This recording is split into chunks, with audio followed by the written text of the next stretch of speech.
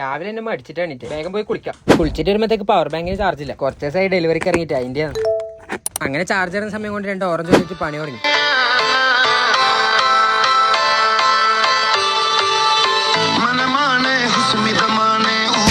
അല്ലെങ്കിൽ ഷോക്സ് ഇട്ടിട്ട് ഡാൻസ് കളിക്കാൻ വേറെ തന്നെ സുഖം. UK വന്നിട്ട് പഠിച്ച വേറൊരു പാഠം നമ്മളെ സറൗണ്ടിങ്സ് അപ്പം നമ്മൾ തന്നെ ക്ലീൻ ആക്കി കൊടുക്കണം. നാട്ടിലാണെങ്കിൽ ഉമ്മണ്ടല്ലോ 25 വയസ്സായാലേ എന്നെല്ലാം ഒറ്റയ്ക്ക് തന്നെ ചെയ്യണ്ടേ. അങ്ങനെ പവർ ബാങ്കിന് ചാർജ് ഇല്ലാത്തതുകൊണ്ട് റൂം വേഗം വൃത്തിയായി. ഡെലിവറിക്ക് ഇറങ്ങിയാൽ ഇതേപോലത്തെ കുറെ കാഴ്ചകളാണ്. എന്ത് ബ്യൂട്ടിയാന്ന് നോക്കി വർക്കും തീർത്ത് രാത്രി ഫുഡ് അടിക്കാൻ പോവാം. അങ്ങനെ നമ്മളിന്ന് പോയത് മാനർ പാർക്കിലെ ടീ പോയിന്റ്. അടുത്ത പ്രത്യേകത എന്താ വെച്ചാൽ അവിടെ ക്യാരം ബോർഡ് പ്ലേ സ്റ്റേഷൻ ഉണ്ട്. ഈ ജയിച്ച് കഴിഞ്ഞിട്ട് തോറ്റാൾ ഇതേക്കാൻ വേറെ തന്നെ എന്തൊക്കെ സുഖങ്ങളാണ്.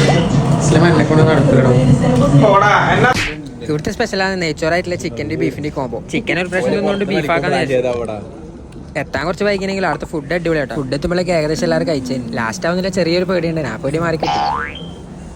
അപ്പൊ സ്പ്ലിറ്റ് ആയിട്ട് പേ ചെയ്യുന്നതുകൊണ്ട് പേയ്മെന്റ് അടുത്ത് കുറച്ച് തിരക്കുണ്ടാവും.